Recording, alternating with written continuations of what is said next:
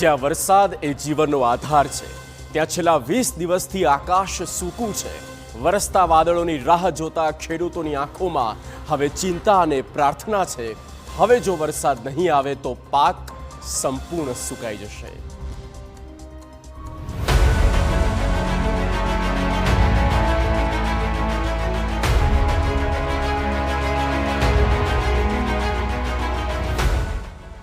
Kathiawad આકાશે meet માંડીને બેઠું છે। છેલ્લા 20 દિવસથી એક બૂંદ વરસી નથી। ખેતરો તરસ્યા છે અને ખેડૂતો કુદરત તરફ આશાભરી નજરે જોઈ રહ્યા છે। ખેડૂતો જોવે વરસાદની વાટ। વાવેતર કર્યું પણ વરસાદ નથી। પાક મૂરઝાવાની કગાર પર।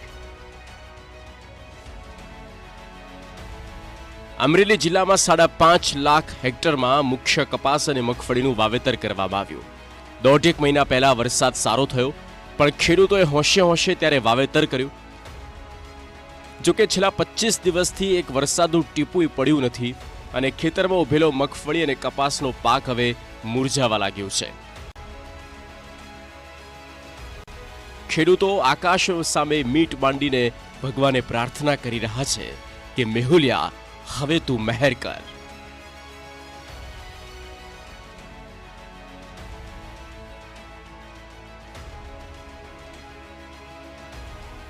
મારે 30 વીઘાની સિંગ છે અને 10 વીઘાનો કપાસ છે, પણ 1 મહિનાથી વરસાદ નથી આવ્યો એટલે બહુ નુકસાન થાય। અને અત્યારે વરસાદ નથી આવ્યો એના હિસાબે રોગનો બહુ ભેળાઈ ગયેલું છે। જો વરસાદ નહીં આવે તો બહુ નુકસાન થાય, નકર કોઈ વસ્તુ ખેડૂતના હાથમાં આવે એવું લાગતું નથી અને પાક બધો ભેળાઈ ગયેલો છે। લગભગ 1 મહિના દિવસ પહેલા વાવણી સારામાં સારી થઈ, 8-10 ઇંચ વરસાદ આવ્યો।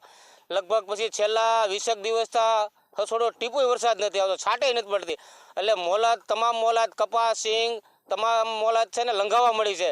હવે વહેલી તકે વરસાદ આવે તો સારું રહે, નકર લગભગ ખેડૂતને ગયા વર્ષે જેવી ઉત્પાદન એટલું બધું નહીં આવી શકે આ વર્ષે। ગીર સોમનાથમાં સૌથી ઓછો વરસાદ। ખેડૂતો છે વરસાદની રાહમાં। ગીર સોમનાથ જિલ્લામાં ખાસ તો સમુદ્ર કાંઠા વિસ્તારમાં વર્ષે વરસાદમાં ખૂબ જ વિલંબ થયો, જેના કારણે ખેડૂતોને વાવણી બાદ પાકના પોષણ માટે હાલ ડ્રીપ દ્વારા ફુવારા પદ્ધતિથી પાણી છાંટી પાકને બચાવવાના પ્રયત્નો શરૂ કરવામાં આવ્યા। ખેડૂતોના જણાવ્યા મુજબ છેલ્લા 15-20 દિવસથી ગીર સોમનાથમાં વરસાદ છે જ નહીં। જિલ્લામાં છેલ્લા 1 મહિના દરમિયાન જ્યાં પણ વરસાદ થયો ત્યાં માત્ર હળવા ઝાપટા થયા, પરંતુ જમીનમાં ભેજ થાય અને ખેતીમાં લાંબા ગાળાનો ફાયદો કરે એવો વરસાદ વરસ્યો નથી, જેને લઈને ખેડૂતોની ચિંતા વધી છે।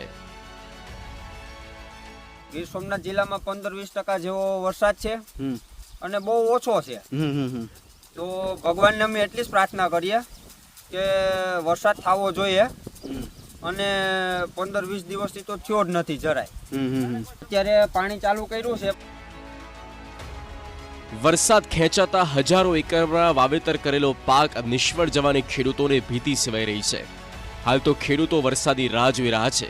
જો વરસાદ હજુ વધુ ખેંચાશે તો ખેડૂતોએ કરેલી મહેનત પાણીમાં જશે। Bureau report, TV9।